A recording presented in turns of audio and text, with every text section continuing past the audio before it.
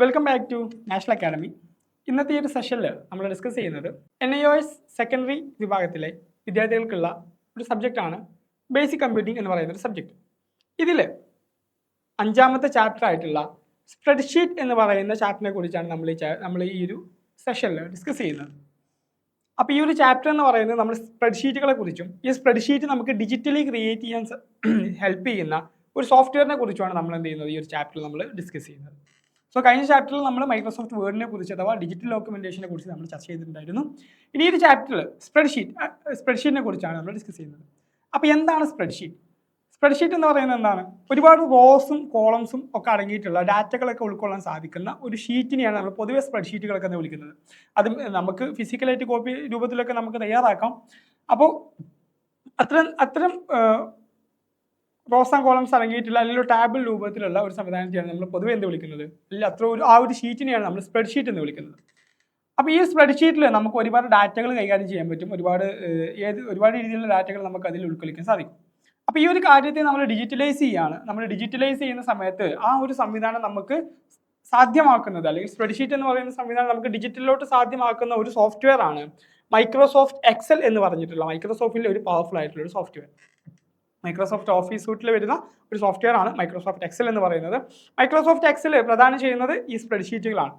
സ്പ്രെഡ്ഷീറ്റുകളാണ് ഇതിൽ നോർമലി ഉണ്ടായിരിക്കുക. ആ സ്പ്രെഡ്ഷീറ്റുകളിൽ നമുക്ക് ഒരുപാട് കാര്യങ്ങൾ നമുക്കതിൽ ചെയ്യാൻ പറ്റും. നമുക്കതൊന്ന് ഡിസ്കസ് ചെയ്യാം. ഓക്കെ, അപ്പോൾ office and productivity tools part 1 എന്ന് പറയുന്ന ചാപ്റ്ററിൽ നമ്മൾ പരിചയപ്പെടുന്ന രണ്ടാമത്തെ നമ്മുടെ സോഫ്റ്റ്വെയർ ആണ് മൈക്രോസോഫ്റ്റ് എക്സൽ എന്ന് പറയുന്ന ഒരു സോഫ്റ്റ്വെയർ. നിങ്ങളൊക്കെ കേട്ടിട്ടുണ്ടാവും, നിങ്ങളൊക്കെ സുപരിചിതമായിട്ടുള്ളൊരു സോഫ്റ്റ്വെയർ ആണ്. നമ്മൾ വേറെ കുറിച്ച് നമ്മൾ പറഞ്ഞു കഴിഞ്ഞു. ഓക്കെ, അപ്പോൾ ഈ ഒരു സോഫ്റ്റ്വെയർ എന്ന് പറയുന്നത് ഇതാണ് അതിൻ്റെ ഒരു ലോഗോ. ഇതിൽ ഒരുപാട് റോസ് ആൻഡ് കോളംസ് ഇൻക്ലൂഡ് ആയിട്ടുള്ള ഒരു ഷീറ്റാണ് നമുക്ക് എന്ത് ചെയ്യുക, നമുക്ക് ഇതുപോലത്തെ ഒരു ഷീറ്റാണ് നമുക്ക് എന്ത് ചെയ്യുക ഇതിൽ കിട്ടുന്നത്. ഈ ഒരു സോഫ്റ്റ്വെയറിൽ നമുക്ക് ലഭിക്കുന്നത് ഇതുപോലത്തെ റോസ് ആൻഡ് കോളംസ് ഇൻക്ലൂഡ് ആയിട്ടുള്ള ഒരു ഷീറ്റാണ് കിട്ടുന്നത്. സോ അത് റിലേറ്റ് ആയിട്ടുള്ള ഏതൊരു വിധ ഡാറ്റകൾ നമുക്ക് എന്ത് ചെയ്യാൻ പറ്റും, നമുക്ക് ഈ ഒരു ഷീറ്റിൽ നമുക്ക് ചെയ്യാൻ കഴിയും. ഓക്കെ, അതുകൊണ്ട് Microsoft Excel is a powerful spreadsheet application that enables users to store, organise and analyse data effectively. നമുക്ക് എന്ത് ചെയ്യാം, ഡാറ്റകൾ എത്രത്തോളം എഫക്റ്റീവായിട്ട് നമുക്ക് എന്ത് ചെയ്യാൻ പറ്റും, സ്റ്റോർ ചെയ്യാൻ പറ്റും, അനലൈസ് ചെയ്യാൻ പറ്റും. അതിന് പ്രകാരമായിട്ടുള്ള എല്ലാ കാര്യങ്ങളും നമുക്ക് എന്ത് ചെയ്യാൻ പറ്റും, നമുക്ക് ആ ഒരു എക്സൽ ഷീറ്റുകളിൽ നമുക്ക് ചെയ്യാൻ സാധിക്കുന്നതാണ് പറയുന്നത്. ഓക്കെ, അതുപോലെ തന്നെ മറ്റു പവർഫുൾ ഫോർമുലാസും ഫംഗ്ഷൻസും ഒക്കെ ഇൻക്ലൂഡ് ആയിട്ടുള്ള ഒരു സോഫ്റ്റ്വെയർ പാക്കേജ് ആണ് മൈക്രോസോഫ്റ്റ് എക്സൽ എന്ന് പറയുന്നത്. ഓക്കെ, അപ്പോൾ ഇതിന്റെ കീ ഫീച്ചേഴ്സ് എന്ന് പറയുന്നത് നേരത്തെ പറഞ്ഞ ഒന്ന് ഫോർമുലാസ് ആൻഡ് ഫംഗ്ഷൻ ആണ്.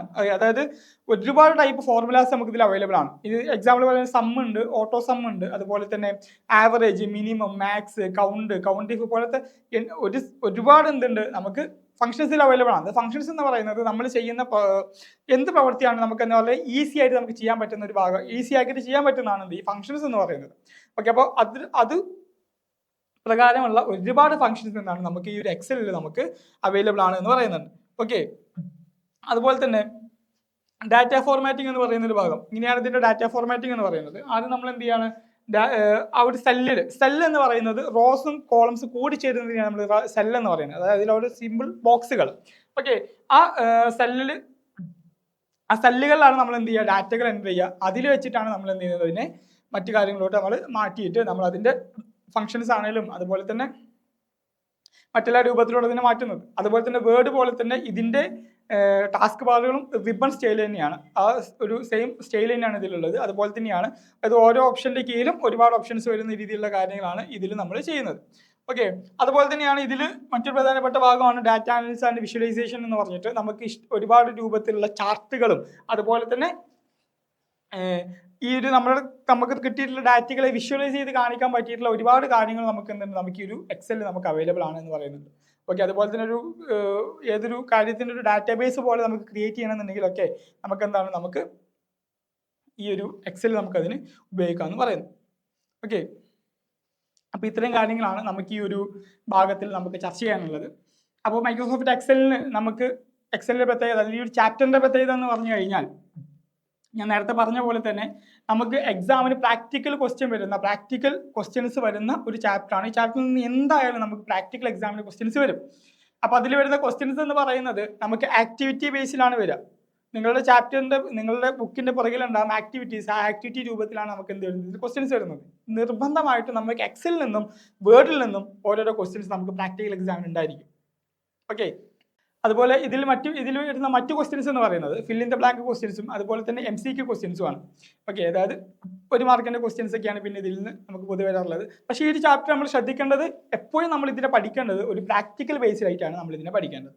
ഓക്കെ, അപ്പോൾ ആ രീതിയിലൊക്കെയുള്ള ക്ലാസ്സുകളും അതുപോലെ തന്നെ നമ്മുടെ ആക്ടിവിറ്റീസ് പോലത്തെ ക്വസ്റ്റ്യൻസുകളും അത് ക്വസ്റ്റ്യൻ ചെയ്യുന്ന രീതികളും ഒക്കെ നമുക്ക് എന്താണ് ഞങ്ങളുടെ നാഷണൽ അക്കാഡമി ക്ലാസ്സിൽ നിങ്ങൾക്ക് അവൈലബിൾ ആണ്. നാഷണൽ അക്കാഡമിയുടെ ആപ്പിൽ ഇതിൻ്റെ അഡ്വാൻസ്ഡ് ആയിട്ടുള്ള ക്ലാസ്സുകൾ നിങ്ങൾക്ക് അതിൽ കംപ്ലീറ്റ്ലി അവൈലബിൾ ആണ്. നിങ്ങൾക്ക് അത് ആക്സസ് ചെയ്യണമെന്നുണ്ടെങ്കിൽ നിങ്ങൾ ഉടൻ തന്നെ നമ്മുടെ നാഷണൽ അക്കാഡമി ടീമുമായിട്ട് ബന്ധപ്പെടുക. അതെല്ലാം തന്നെ താഴെ കാണുന്ന നമ്പറിലോ മറ്റു കോൺടാക്ട് ചെയ്യാം. ഓക്കെ, അതിലൂടെ നിങ്ങൾ ക്ലാസ്സസ് നിങ്ങൾക്ക് ആക്സസ് ചെയ്യാൻ പറ്റുന്നതാണ്. ഓക്കെ, നെക്സ്റ്റ് ക്ലാസ്സിൽ നമുക്ക് വീണ്ടും കാണാം. Good bye.